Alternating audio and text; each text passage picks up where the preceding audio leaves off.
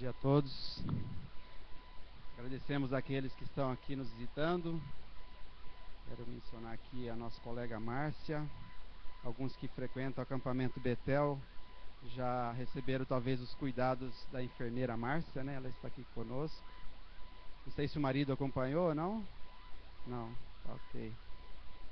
Também temos a colega da Rosilene, que já esteve aqui outras vezes, né?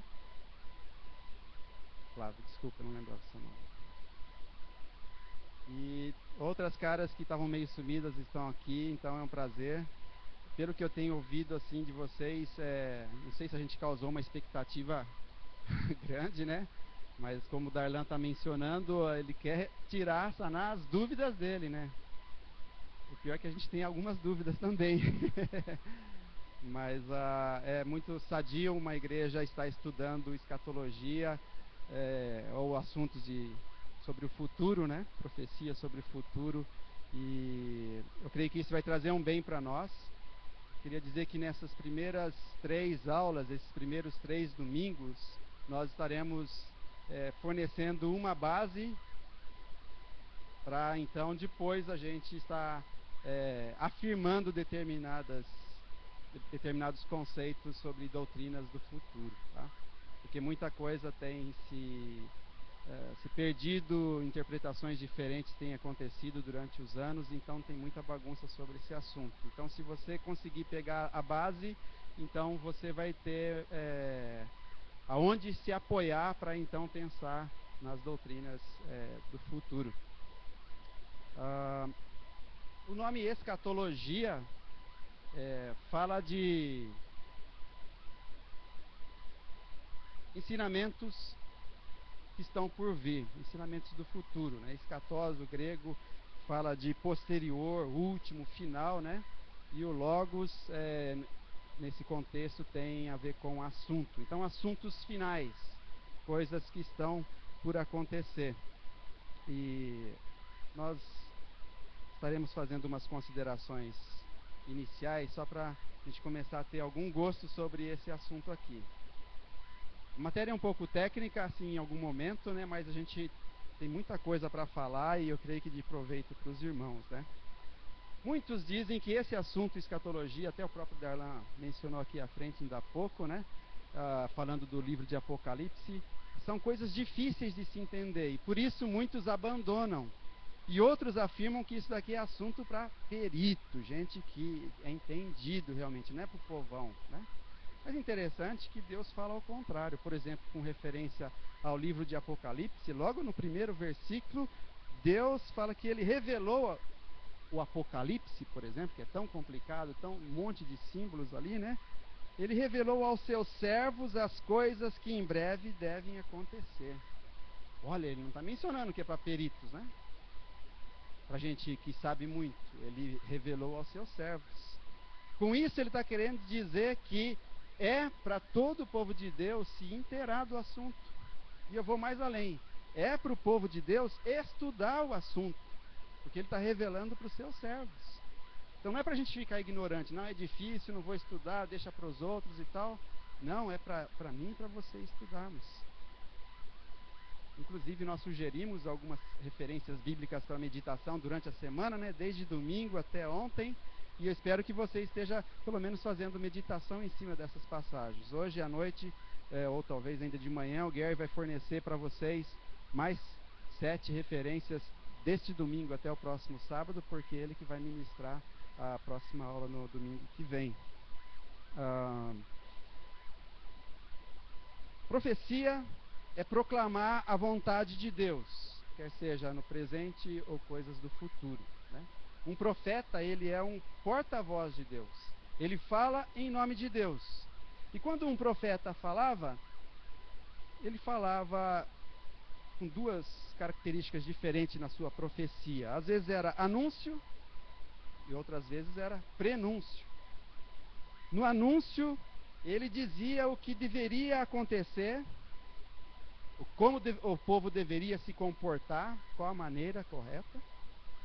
E muitas vezes dentro desse anúncio tinha acusação, o profeta nem sempre era bem visto, né?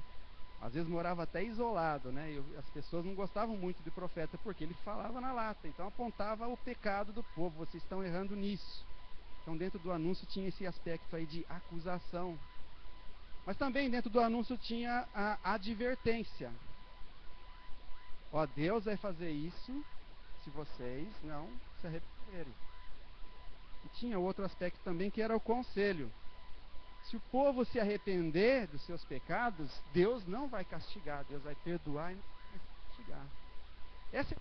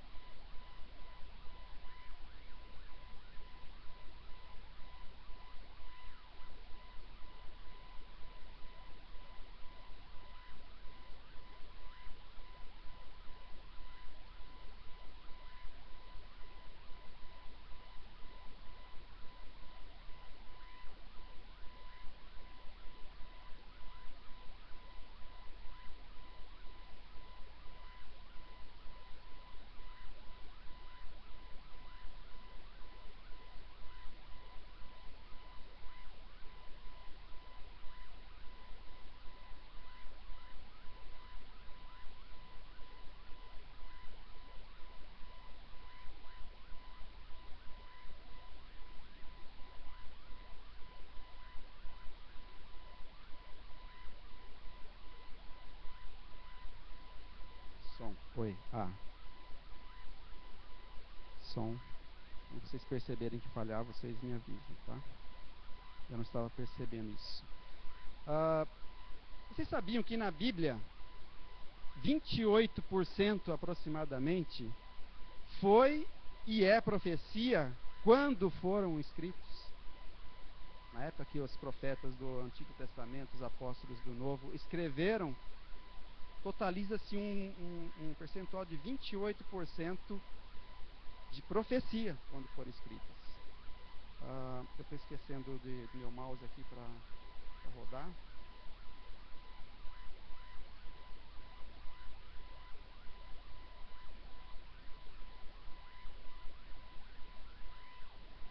Eu vou ficar na frente de alguns, mas tentem olhar de lado aí, tá?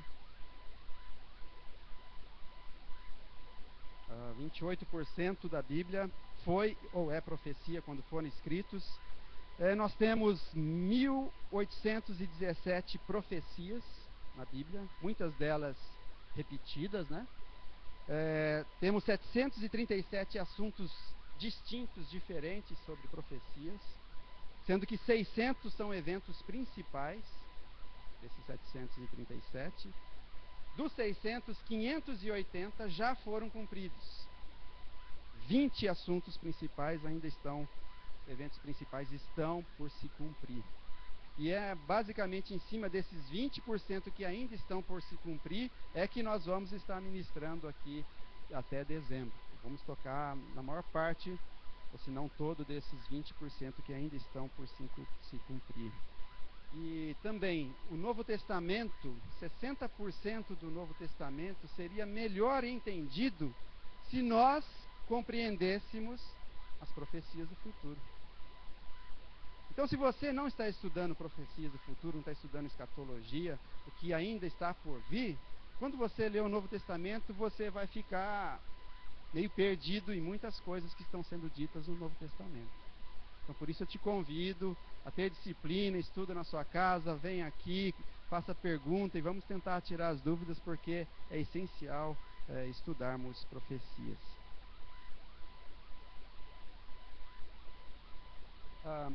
Eu gostaria de falar um pouco ainda sobre alguns métodos de interpretação. Basicamente, a interpretação de escatologia, doutrinas do futuro, tem a ver com hermenêutica. Hermenêutica são regras para se interpretar. E o problema geralmente está aí nas regras para se interpretar profecias, né? De várias correntes de métodos de interpretação, Hoje em dia prevalecem, assim como vital nesse assunto de escatologia, duas grandes correntes, ou dois grandes métodos de interpretação. Tem o método alegórico e tem o método literal, que também é conhecido por histórico e gramatical, esse método literal. Eu vou daqui a pouco pincelar um pouco da história, isso daí. A Elaine não está aí no meio não, né?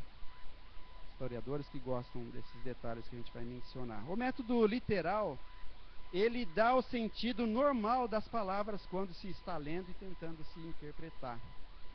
Ele procura entender como aquela palavra era entendida na época que o escritor revelou. Então, ele usa o sentido mais comum da palavra na época do escritor, para então depois trazer para nós o ensinamento.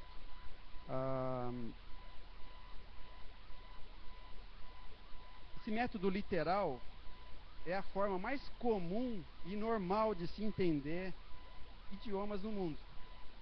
Por exemplo, a gente está conversando aqui, eu não estou falando linguagem simbólica para vocês. Tá? Ele fala, o que ele está falando para nós agora, né? Não, eu estou falando direto. Algumas palavras, ou a maioria delas, são claras para vocês, porque eu estou falando de modo literal, né? E esse é o sentido mais normal de se entender os diversos idiomas que nós temos no mundo, né?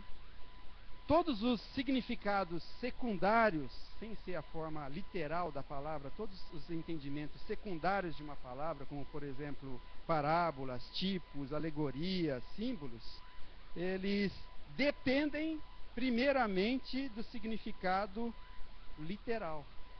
No sentido assim, quando você vai ler, primeiro você parte para a leitura para entender o que literalmente o texto está querendo dizer. Caso literalmente não faça sentido, daí então, então aqui deve ser alguma linguagem figurada e eu tenho que saber que tipo de linguagem é essa para então usar a técnica de interpretação em cima daquela linguagem figurada. Para eu também não ficar interpretando qualquer coisa, né? A maior parte da Bíblia só faz sentido se for interpretada literalmente.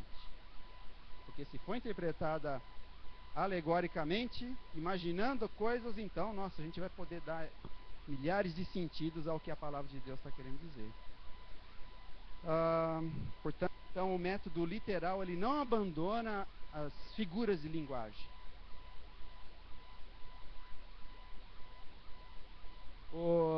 O método literal, eu diria que seria o único obstáculo certo e seguro contra a imaginação do homem.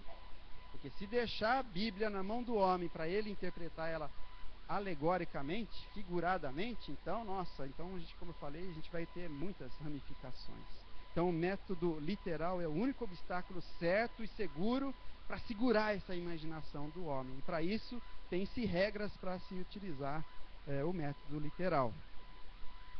O método alegórico, ele utiliza o método literal, mas como se fosse assim um trampolim para depois ele ir para o que eles chamam de mais importante, mais profundo, que é uma interpretação espiritual ou uma interpretação moral. Quase que eles desprezam completamente assim os fatos históricos ou a linguagem literal dos escritos bíblicos. Porque a intenção deles é chegar no qual que é o sentido espiritual, moral deste texto aqui. Nossa, e muita gente fantasia em cima usando o método alegórico. O argumento que eles usam a favor, por exemplo, eles falam que Paulo usou o método alegórico. Abra sua Bíblia em Gálatas 4, 21 a 31.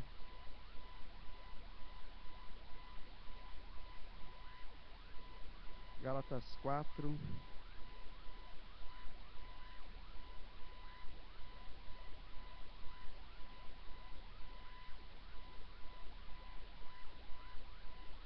Presta atenção, diz assim: dizei-me vós os que quereis estar sob a lei, acaso não ouvis a lei?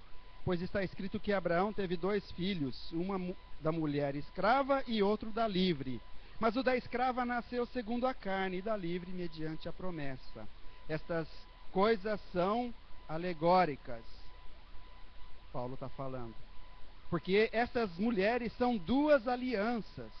Uma, na verdade, se refere ao Monte Sinai, que gera para a escravidão. Esta é Agar. Então, Agar representa o Monte Sinai.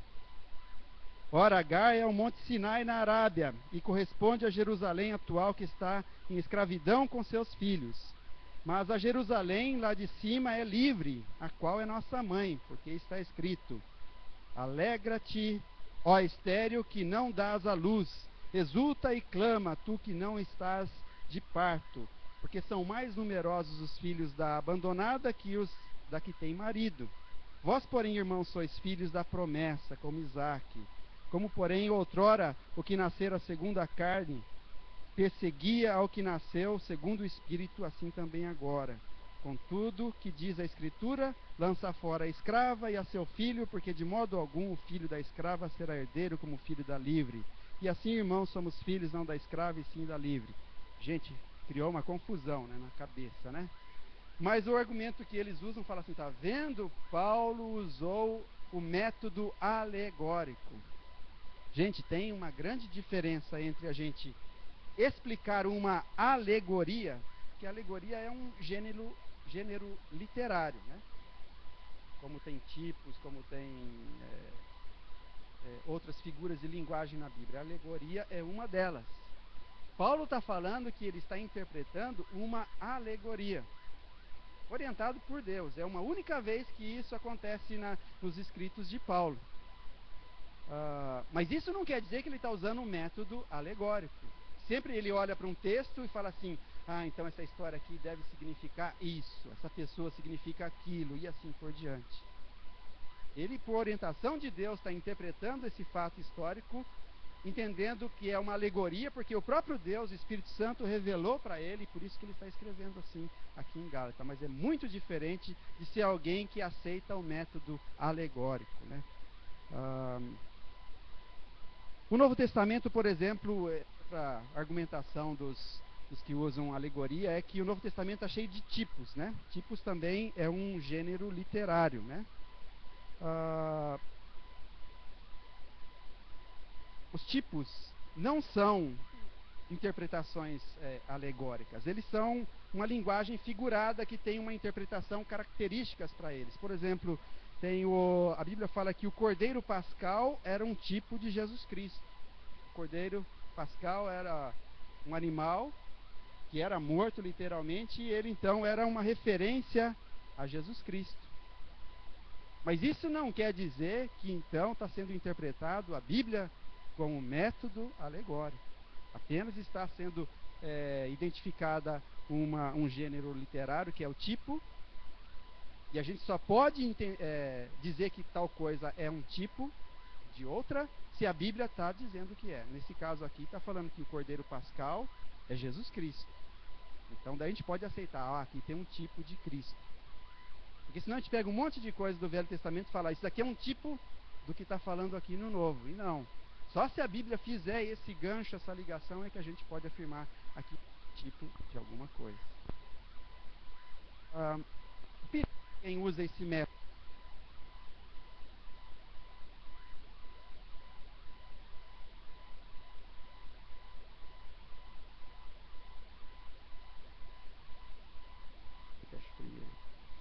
Quem interpreta profecias com o método alegórico realmente não interpreta profecia, porque não usa nenhuma regra específica de interpretação. A autoridade não fica sobre a Bíblia quando alguém usa o método alegórico. A autoridade fica sobre o intérprete, porque ele interpreta ao seu gosto, à sua maneira de ver a coisa, né? Não tem meios seguros da gente saber e chegar à mesma conclusão que o camarada que usa o método alegórico. Não se tem assim uma regra, um caminho que você pode seguir, às vezes, para então falar assim, eu chego à mesma conclusão que ele, quando interpreta assim. E praticamente então tira a autoridade bíblica quem usa o método alegórico. Vou contar um pouquinho da história do método alegórico. Eu não sou expert em história, mas é fundamental a gente saber um pouco da história do método alegórico, também do método literal, para saber quando na história eles ocorreram e como foi o desenrolar das suas regras, né? Eu vou começar pelo alegórico, eu vou pular aqui o método literal. O método alegórico, ele surgiu da união da lei de Moisés com a filosofia grega. Tinha um camarada chamado Aristóbulos, no ano 165 a.C., ele era um judeu, só que ele era formado com a cultura grega, porque ele vivia em Alexandria. Então você pode seguir ali no mapa para você saber onde é Alexandria, ali no Egito. Mas ele era um judeu, mas ele recebeu formação grega ali em Alexandria. E ele dizia que a filosofia grega pegou emprestado suas falas, os seus conceitos do Antigo Testamento, especialmente do Pentateuco, ali dos escritos de Moisés. Então é como se todos os dogmas de todos os filósofos gregos, desde Pitágoras até Platão e especialmente o Aristóteles, estivessem então tendo ligação com o que Moisés escreveu e com o que os profetas escreveram, extraindo desses ensinamentos do Antigo Testamento as suas filosofias. E o Aristóbulo, ele chamou isso daí de método adequado, fazendo isso. Pegando emprestado esses ensinamentos do Velho Testamento para estabelecer a filosofia grega. Mas o discípulo dele, chamado Filon, que viveu na época de Jesus, porque ele nasceu em 15 a.C. até o ano 54 depois de Cristo, ele também era um judeu, mas também lá de Alexandria. Foi ele quem, então, formulou esse método que o Aristóbulo chamou de adequado, ele que estabeleceu algumas regras de interpretação. O método chamado adequado é a mesma coisa que método alegórico. Tá? O Filon, por ser um judeu, ele queria que os gregos aceitassem os escritos dos judeus, a lei e os ensinamentos dos profetas. Mas se ele entregasse a lei, por exemplo, assim, direta aos gregos, os gregos iam falar assim: não, a gente não quer isso aí. Né? Por isso, então, que ele fez? Começou a interpretar figuradamente a lei e trazendo, então, esses conceitos filosóficos dessa interpretação alegórica da lei. Nisso, então, os gregos gostaram.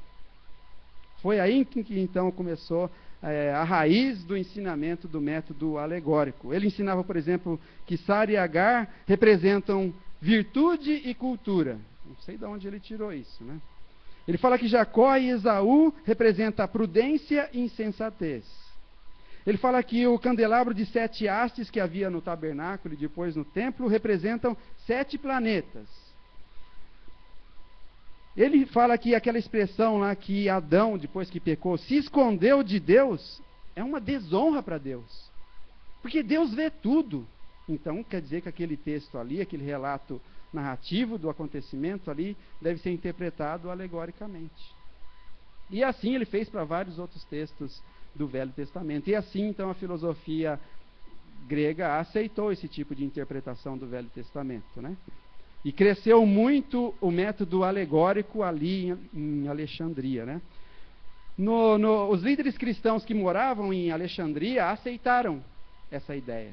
E começaram, então, a usar dessa interpretação figurada do Antigo Testamento. Lembrando que foi aqui em Alexandria que houve a escrita da Septuaginta, né? Que foi pego os escritos dos judeus do Antigo Testamento, que era escrito em hebraico, e foi se traduzido para o grego. Então, o Velho Testamento, existe uma Bíblia do Velho Testamento em grego, que foi quando 70 tradutores fizeram essa transposição aí do hebraico para o grego. Ali também em Alexandria, já dentro do cristianismo, né, o cristianismo já estava em andamento, no ano 180 depois de Cristo, o chamado Pantaenos, foi um filósofo estoico, ele foi o primeiro na escola de Alexandria a dar os passos assim decisivos para estabelecer uma metodologia mais adequada com relação à alegoria. Depois o Clemente, também de Alexandria, né? Ele foi o sucessor do Pantaenos, né? O Clemente viveu em 190, e a data da morte dele não me lembro aqui.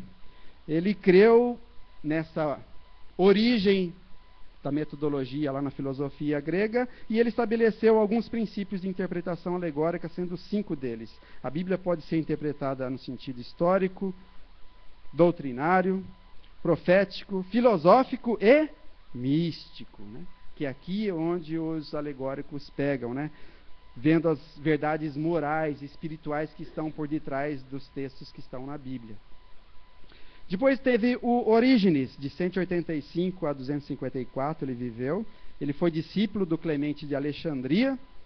Ele foi um escritor assim muito ativo. Tem muitas coisas boas que o Orígenes escreveu. Ele é considerado um grande apologista na época dele, né? Foi ele que, por exemplo, disse que o Espírito Santo era uma pessoa e não era uma força cósmica que está pairando aí pelo ar, né? Igual alguns músicos falam, para você, né? Transmitindo essa energia, né? O Espírito Santo não é uma energia, é uma pessoa. E foi o Orígenes que levantou essa bandeira. Mas também teve coisas erradas que a gente diz que é errada, né? Que ele estabeleceu. Ele defendeu, por exemplo, a virgindade perpétua de Maria. Ele defendeu o primado de Pedro, né, que Pedro foi o primeiro papa. Ele defendeu o batismo de crianças, e essa doutrina de batismo de crianças não é ensinada na Bíblia, né? E o Orígenes, então, ele desconsiderou quase que por total o sentido literal da palavra, e ele estabeleceu, então, 3 sentidos para a Bíblia, quando você for interpretar a Bíblia. Primeiro, é o literal, mas é o literal só para você chegar no mais profundo, que eles chamavam, né? Você lê o literal ali, a historinha, mas isso daqui não é o importante é o que está por detrás, né? Então aí tem o sentido moral, que serve assim para animar esse primeiro sentido, né? O sentido literal, e identificar algum comportamento que deve ser mudado, mas o foco principal está no terceiro sentido, que é o místico, que ele dizia que só era compreendido por aqueles que entendiam filosofia. Então eu e você, infelizmente, não. Se você vai mal lá em filosofia na escola, lá, então não dá para você entender profecia sobre o futuro, né? Só quem entende filosofia é que consegue saber do misterioso, do que está por detrás, oculto, assim, naqueles relatos escritos, né? Teve também o Jerônimo, de 345 a 420, ele usava o estilo literal de interpretação, mas só que ele acreditava no sentido mais profundo por detrás da interpretação. E por isso que então ele passou a usar alegoria. Ele lia lá o sentido literal, mas ele gostava de saber o que está por detrás, e então sempre corria atrás do sentido alegórico. E o meu parente, né, entre aspas, né, o Agostinho, de 354 a 430, ele foi o maior expoente do ensino do método alegórico, né? E ele falava que o grande teste para saber se uma passagem tem sentido alegórico é o amor. Então você tinha que ir para a passagem, ler e ver o que tinha de relação com o amor.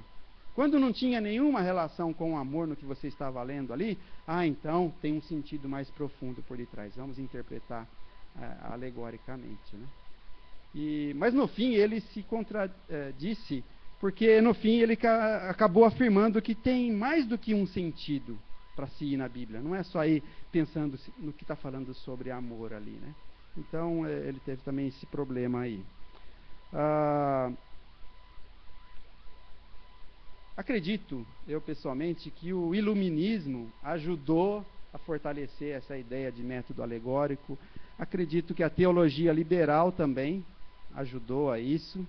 Você pode depois pesquisar esses termos para ver o que falavam, né? A neo-ortodoxia também. E acredito que essas novas igrejas, os neocarismáticos, os neopentecostais, eles contribuem bastante para um tipo de interpretação assim alegórica. Porque hoje em dia, eles não têm uma raiz forte os neopentecostais e neocarismáticos. Eles têm uma hermenêutica meio bagunçada, tanto são os ensinamentos que eles estão produzindo aí, nas suas pregações, nos seus ensinamentos. E sinal que tem alguma coisa errada. E muita coisa que eles têm falado encaixa-se também com alegoria. Agora, a história mesmo da interpretação bíblica, ela tem ligação com o retorno do povo de Israel, o povo de Judá, lá do cativeiro babilônico. E a pessoa que primeiro, talvez destacadamente, começou a fazer interpretação da Bíblia foi Esdras. Isso vocês podem ler depois em Neemias 8, de 1 a 8. O povo havia sido cativo. Só um detalhe aqui, nesse gráfico, ali em cima, está escrito Josias, nesse quadro um pouco mais laranja ali. Não sei se vocês lembram, na época do Josias, o pessoal tinha esquecido dos ensinamentos do Velho Testamento, tanto é que os rolos que tinham os escritos do Velho Testamento estavam tão guardados que eles nem sabiam onde estavam, e foi redescoberto esses rolos aí.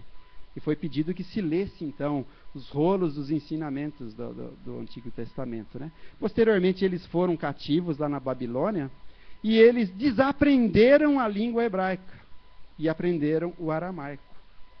Então, eles não tinham mais capacidade de ler os escritos em hebraico, e então fazer a interpretação. Ficou ininteligível para eles os escritos do Antigo Testamento. Então precisou, quando voltaram para Jerusalém, para o Reino do Sul voltou, precisou que alguém fizesse interpretação do que havia sido escrito. E Esdras é esse primeiro que então é destacado nessa área de fazer interpretação. E Esdras usava a interpretação literal. De Esdras até Jesus, todos os servos de Deus usavam interpretação do método literal das Escrituras. Na época de Jesus, os escribas e fariseus também faziam interpretação literal das Escrituras. Os 9 autores do Novo Testamento, todos eles faziam interpretação literal das Escrituras. Muitas vezes pegando situação lá do Velho Testamento, interpretando literalmente e escrevendo no Novo Testamento. Só que o alegorismo começou a crescer. O método alegórico ali em Alexandria começou a crescer, ser disseminado. Então precisou haver uma reação por parte dos cristãos que usavam o método literal, para então defender o método literal, para combater esse método alegórico. Foi quando então o Diodoro de Tarso, que eu não sei quando ele nasceu, mas ele morreu em 390 depois de Cristo, ele fundou a escola de Antioquia, que vocês também estão vendo ali no mapa. Então tem Alexandria ali no Egito e tem Antioquia ali na Síria. E ele foi o primeiro a escrever um tratado sobre métodos de interpretação, com a intenção de combater o método alegórico, que estava começando a crescer, né? Depois dele teve o Teodoro de Mopsuestia, de 350 a 428. Eu só estou pegando os mais destacados, tá? Teve vários lá, então só quero mencionar o que alguns fizeram, né? Esse cara aqui, ele é considerado o príncipe dos exegetas antigos. Exegeta é aquele que conseguia extrair realmente o sentido exato da palavra de Deus, né? Ele era antigo.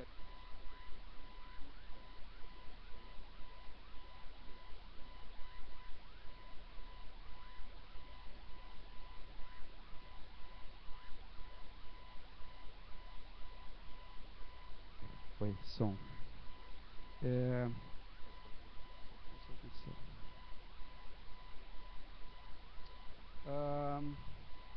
Ele enfatizou que quando a gente for interpretar a Bíblia, a gente tem que dar importância aos pormenores da língua, como as partículas, os modos, as preposições e terminologias em geral.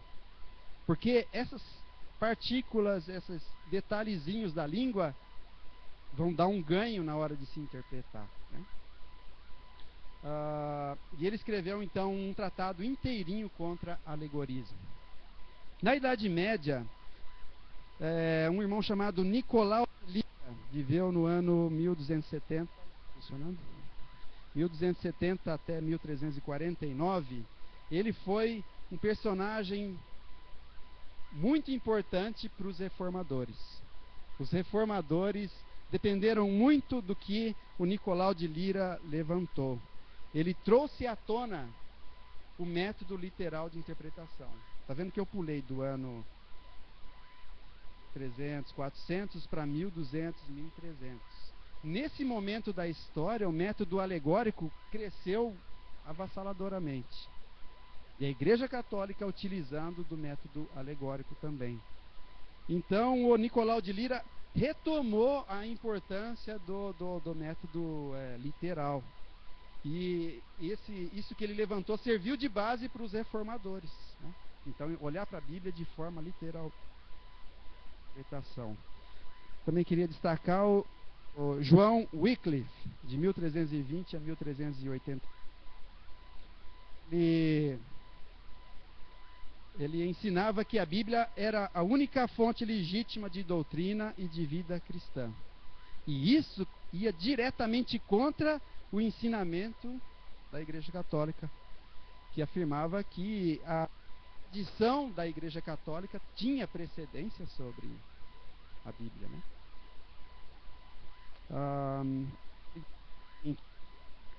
Tudo que é necessário na Bíblia está escondido em seus devidos sentidos literal e o histórico.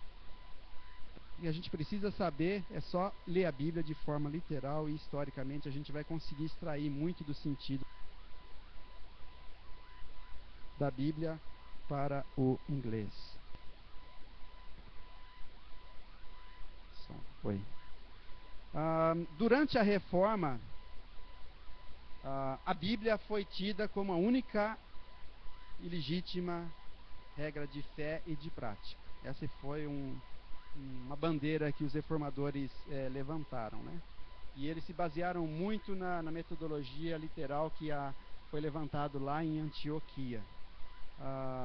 Foi um momento em que as línguas originais eram muito desejadas, porque a Bíblia começou a chegar na mão do povo, que antes a Igreja Católica não deixava que o povo lesse a Bíblia. Ela é quem dava a interpretação da Bíblia para o povo. Mas agora a Bíblia estava começando a ser traduzida em várias línguas de várias nações, então houve um interesse muito grande por se conhecer a língua original para fazer a tradução correta e entender o sentido correto. Por isso que nessa época houve muitas traduções bíblicas, né, para várias línguas, diretamente do original, muitas vezes, né? O Martinho Lutero também é um defensor do método alegórico. Ele viveu de 1483 a 1546. Ele dizia que as escrituras devem ser mantidas em seu significado mais simples possível e entendidas em seu sentido gramatical e literal, a menos que o contexto claramente o impeça. E ele estabeleceu algumas regras de interpretação. Eu vou ter que correr aqui, senão eu não vou entrar em alguns detalhes importantes que eu tenho aqui. Literal. Alegórico, desculpa. Eu estou falando aqui agora do desenvolvimento do método literal. Ele era defensor do método literal. Obrigado, João, porque prestou atenção aí e me corrigiu. João Calvino também era defensor do método literal. Viveu de 1509 a 1564. Eu vou pular uns detalhes deles aqui. O William Tyndale também, de 1494 a 1536. Ele traduziu o Novo Testamento para o inglês em 1525. A Igreja Católica se incomodou com isso. A Bíblia chegando na mão do povo, interpretação literal, e foi então ela que estabeleceu um concílio de Trento em 1500, que ficou um concílio meio longo, né, de 1545 a 1563. E dentre algumas resoluções que eles estabeleceram, ela estabeleceu o seguinte: a revelação divina se transmite pela Sagrada Escritura, mas a Sagrada Escritura, está abaixo da tradição da Igreja. E a palavra do Papa é tido como infalível acima das Escrituras Sagradas, e que estas devem ser interpretadas pelo magistério da Igreja e pela tradição. Então, a interpretação última e final fica na mão dos clérigos católicos, né? Então, dizendo que o povo não tem essa capacidade, nem com a ajuda do Espírito Santo. Mas não parece que é assim que Deus fala na sua palavra, né? Quem é espiritual consegue discernir coisas espirituais e com a ajuda do Espírito Santo, né?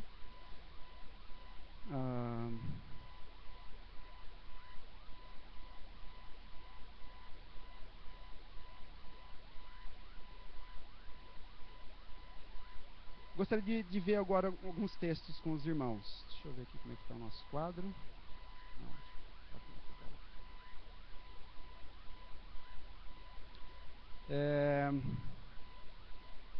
Algumas regras básicas de interpretação. Agora aqui eu quero que vocês abram as Bíblias quando for solicitado, ou senão eu menciono aqui, você lê aí e só confere. Gênesis 17, 8.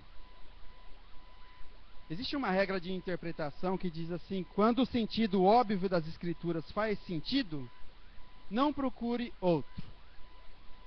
Então, quando você está lendo a Bíblia, o sentido literal está assim já dizendo o que ele está querendo dizer. Então não precisa procurar um outro sentido por detrás daquilo ali. É exatamente aquilo que queria ser dito.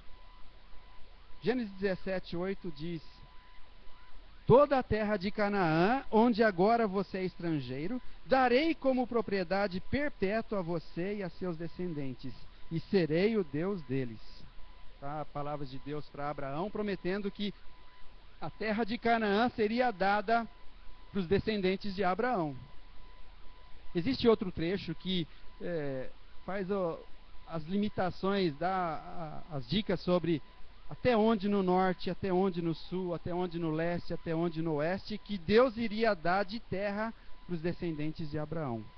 Nunca até hoje o povo de Israel teve toda essa terra que foi dita por Deus que seria dada aos descendentes. Por isso, e quem interpreta a Bíblia literalmente sabe que Deus não é homem para mentir. Ainda deve haver algum momento na história humana que Deus vai ter que cumprir esse detalhe, por exemplo. E para quem interpreta o milênio como literal, sabe que lá no milênio o povo de Israel vai ter essa terra toda que Deus havia prometido. Né?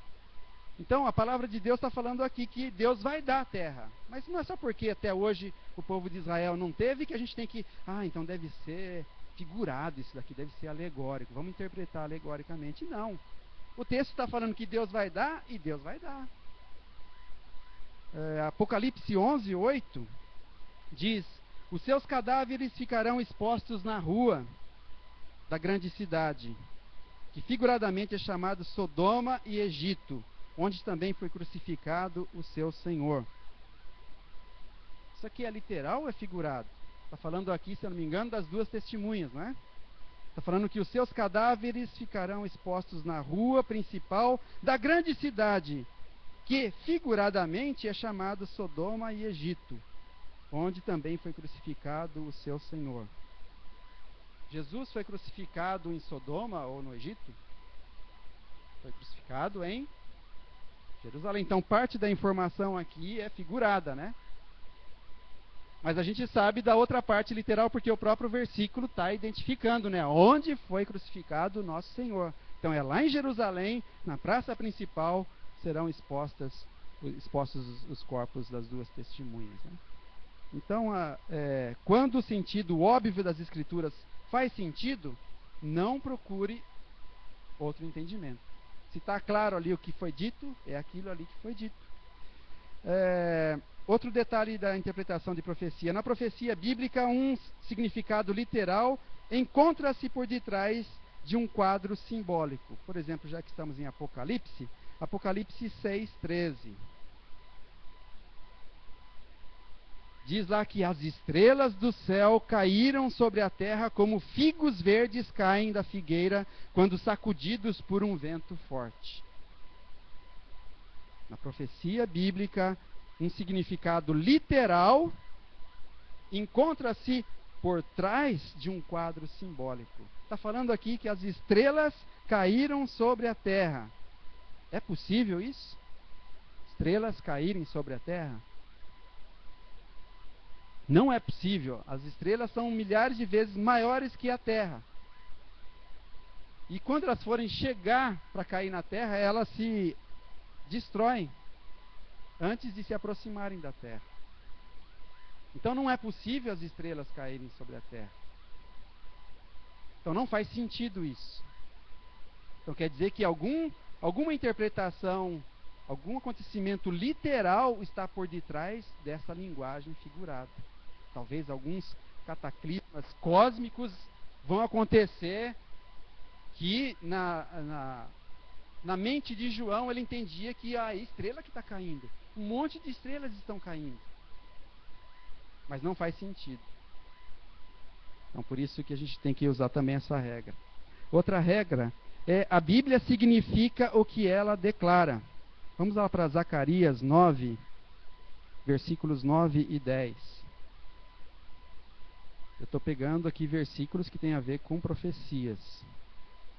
Zacarias 9, versículos 9 e 10.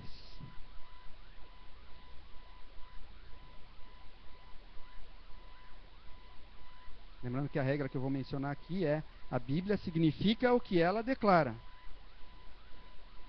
Diz assim: alegra-se muito, cidade de Sião, exulte, Jerusalém, eis que o seu rei vem a você, justo e vitorioso, humilde e montado num jumento, um jumentinho, cria da jumenta. Ele destruirá os carros de guerra de Efraim e os cavalos de Jerusalém, e os arcos de batalha serão quebrados. Ele proclamará paz às nações e dominará de um mar a outro, e do Eufrates até aos confins da terra.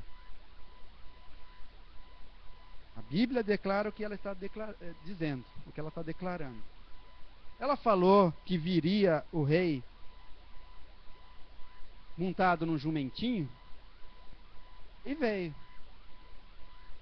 E entrou ali em Jerusalém montado num jumentinho. Só que o versículo 10 ainda não foi cumprido. Esse vir dele vitorioso, né, batalhando, não foi cumprido ainda. Sinal que ainda vai se cumprir. Mas se a Bíblia está declarando que vai acontecer assim, vai acontecer assim. O versículo 9 aconteceu exatamente como está sendo dito. É sinal que o 10 também vai acontecer. E a gente sabe que isso vai acontecer na segunda vinda de Cristo, na batalha do Armagedon. De mar a mar aqui significa todo mundo, tá? É de ponta a ponta, de mar a mar, né? Outra regra de interpretação: interpretar a Bíblia pela própria Bíblia. Ezequiel 37:1. Volta um pouquinho aí, Ezequiel 37:1 diz: a mão do Senhor estava sobre mim, e por seu espírito ele me levou a um vale cheio de ossos. Esse texto aqui é usado por um monte de igreja neopentecostal e aplica para a gente, para a época da igreja, né? Fala do vale dos ossos secos e que vai ser restaurado, as juntas e tudo mais, né? Não tem nada a ver com a gente, né? Fala aqui: a mão do Senhor estava sobre mim e pelo seu espírito ele me levou a um vale cheio de ossos. O que são os ossos? A regra é: a Bíblia interpreta a própria Bíblia. Vá agora para o versículo 11, está escrito lá: então ele me disse, filho do homem, esses ossos são toda a nação de Israel. Cadê a igreja aqui? Não tem igreja aqui. Alguns interpretam que nós somos o Israel de Deus, né? Uma continuação, tudo aquilo que falava de Israel se aplica a nós, igreja. Por isso que tem essas interpretações errôneas aqui. Mas não, literalmente está falando para Israel, para a restauração de Israel. Eles dizem: nossos ossos se secaram e nossa esperança se foi, fomos exterminados, tal. Então, Ezequiel está sendo usado por Deus para prever o reavivamento político e espiritual da nação de Israel, e isso vai acontecer no futuro. Ainda não está acontecendo, né? Apocalipse 17:1 diz: eu tenho que ir mais rápido aqui, tá? O relógio está correndo muito rápido. Um dos 7 anjos que tinham as 7 taças aproximou-se e me disse: venha, eu lhe mostrarei o julgamento da grande prostituta que está sentada sobre muitas águas. O que são muitas águas? O versículo 15 fala: então o anjo me disse: as águas que você viu, onde está sentada a prostituta, são os povos, multidões, nações e línguas. Apocalipse tem mais de 250 referências com relação ao Antigo Testamento. E para a gente entender, então, a gente tem que interpretar os conceitos proféticos do Antigo Testamento. Senão a gente vai fazer uma bagunça na hora da gente trazer a interpretação correta dos textos, né? Outra coisa, observe vales escondidos nas profecias. Tem algumas coisas que tem como se assim, vales escondidos em que não dá para se enxergar o que está dentro desses vales. Por exemplo, Isaías 9:6 fala: porque um menino nos nasceu, um filho se nos foi dado, e o governo está sobre os seus ombros. E ele será chamado Maravilhoso, Conselheiro, Deus Forte, Pai da Eternidade e Príncipe da Paz.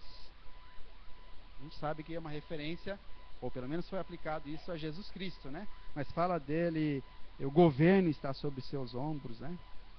Deus poderoso, né? Em Isaías 61:2 fala assim: o Espírito do soberano Senhor está sobre mim, porque o Senhor ungiu-me para levar boas notícias aos pobres.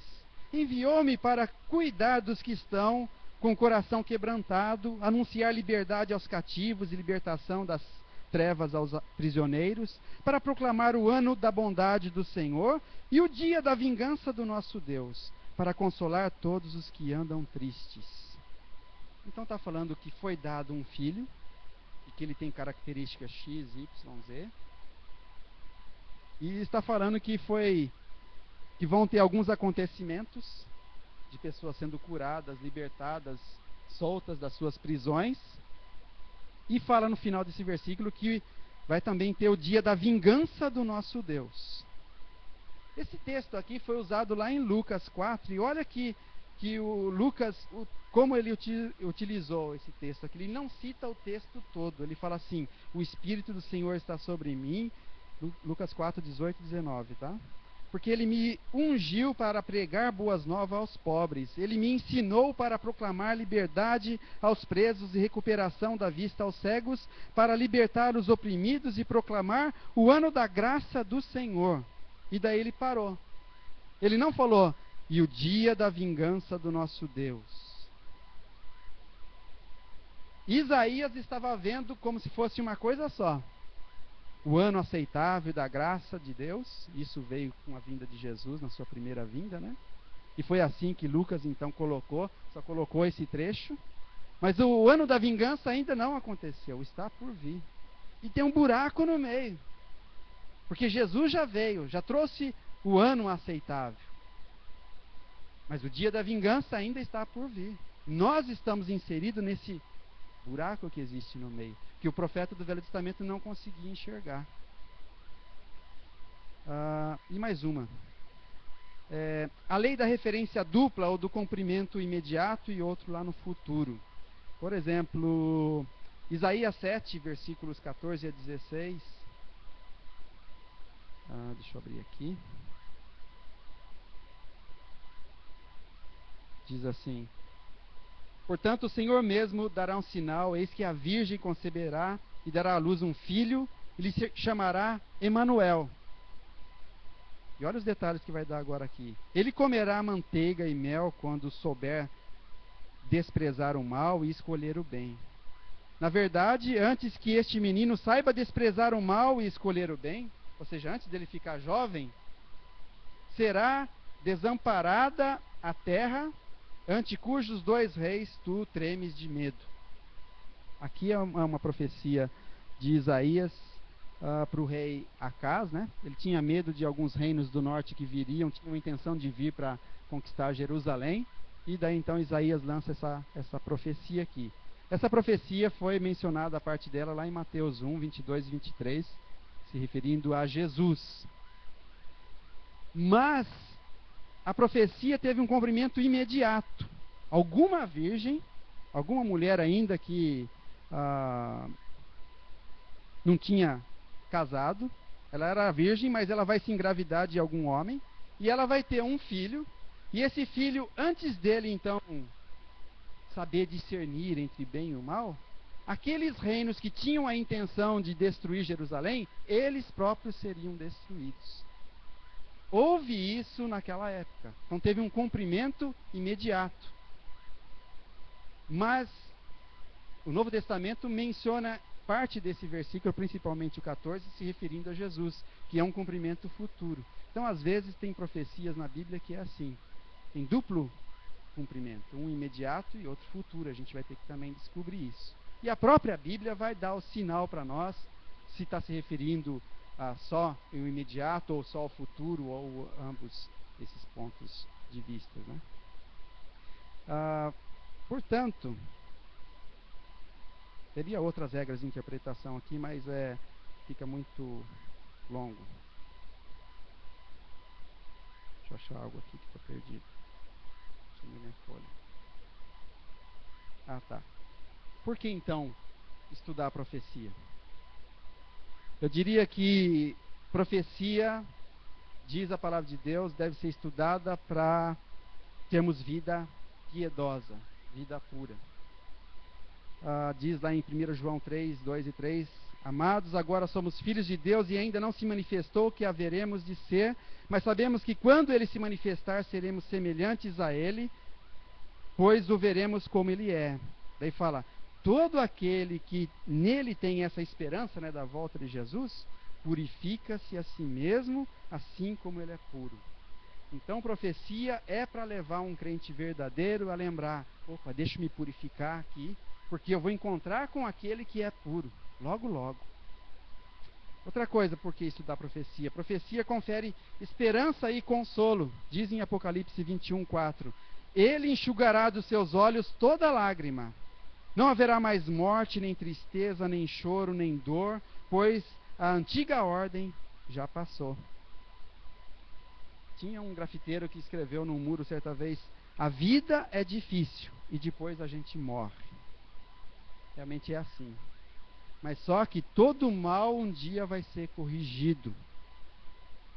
E Deus promete que o sofrimento vai acabar, vai se findar. Então profecias é que traz à luz isso. Então profecias confere para a gente esperança, consolo. Você está sofrendo, você é um cristão e está difícil a coisa? Um dia vai acabar.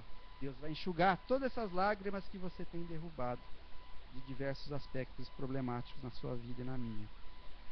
Outra razão do porquê estudar a profecia. A profecia avisa para que possamos fugir da ira vindoura.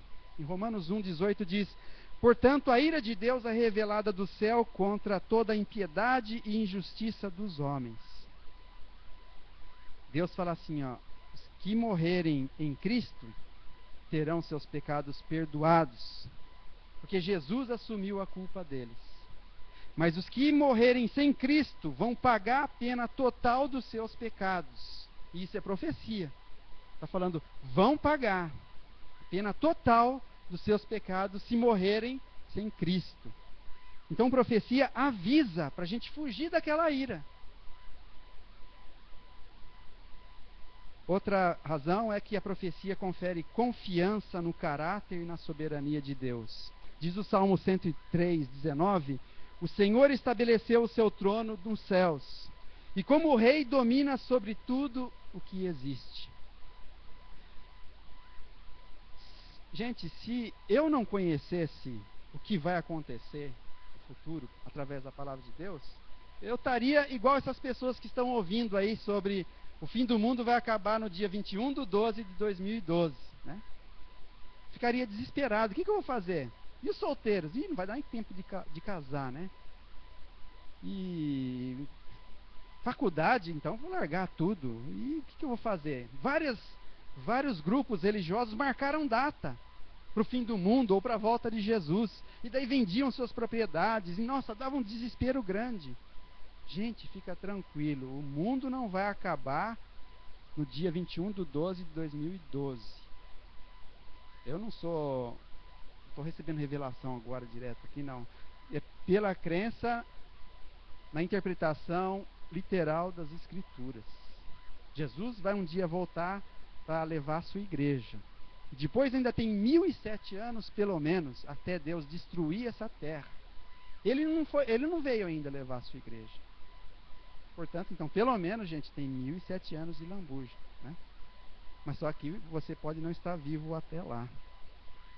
Essas são razões do porquê estudar profecias. A gente não estuda as doutrinas sobre o futuro só para encher a nossa mente, só para conhecimento, mas é para influenciar a nossa vida agora. Por isso, quando você receber lá algumas dicas de devocionais, de alguns textos bíblicos, faça o devocional. Tem alguma coisa a ver com os ensinamentos proféticos. E vê o que Deus quer falar para você.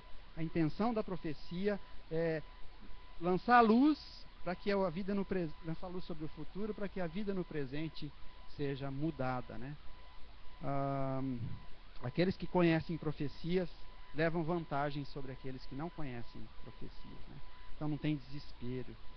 A gente sabe que Deus tem um caráter puro, e a gente tem certeza que aquelas profecias que ainda não foram cumpridas, como eu mencionei, são 20 assuntos importantes que ainda faltam por se cumprir, por Deus ter alguém de caráter, e Ele é soberano sobre tudo e sobre todos, aqueles 20 assuntos importantes ainda então vão se cumprir. Eu e você podemos confiar nisso. Por isso eu convido você para continuar aqui conosco. Domingo que vem vai ser lançada outra base super importante na interpretação de escatologia, que é o assunto sobre dispensações, que inclusive foi um irmão do movimento dos irmãos ao qual nós pertencemos que trouxe à tona, né? E muitos seminários importantes têm levantado a bandeira do dispensacionalismo, como por exemplo o seminário bíblico Palavra da Vida, né? Então convido a você a continuar conosco. Eu agradeço pela atenção. Alguma pergunta sobre isso? Como eu falei, essas primeiras 3 lições são bem técnicas, especialmente essa primeira aqui, mas são bases que a gente tem que lançar. A partir de agora nós vamos utilizar o método literal de interpretação das escrituras, tá? Se tiver uma simbologia, a gente vai tratar com as regras de interpretação daquela determinada simbologia, sim. Mas a gente não vai ficar alegorizando as coisas aqui com relação ao que Deus disse.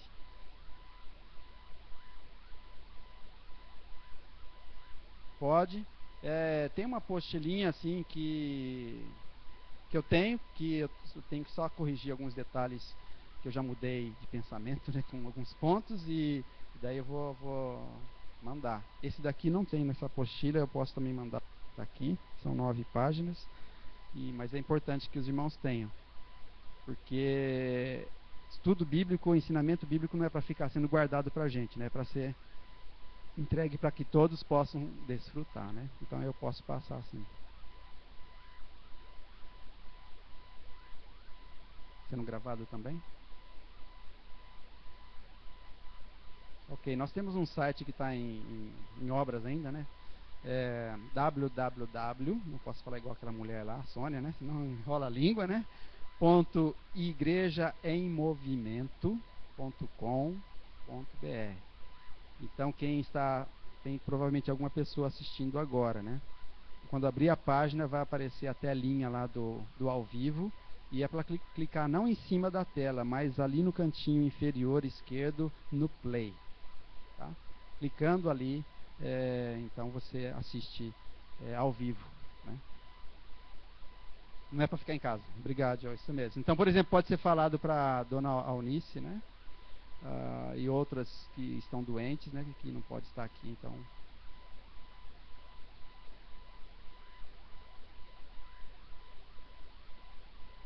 Se for gravações, pode falar direto com o Daniel, tá? E o conteúdo escrito pode falar comigo. Tá? Ok, então eu queria dar uma palavra rápida para os adolescentes, incentivando eles. Eu sei que para eles vão ter muito mais coisas novas do que para uns crentes mais velhos da igreja, né? Eu peço que vocês tenham paciência, vocês também precisam aprender sobre isso. A razão de vocês estarem aqui junto não é só para o Daniel, o professor dos adolescentes, ficar descansando um pouco, né? Não, é porque é importante para vocês também. Então não se ausente não, isso vai fazer um bem para a sua vida, conhecer o que Deus ainda tem para nos oferecer no futuro. Bom, vamos orar.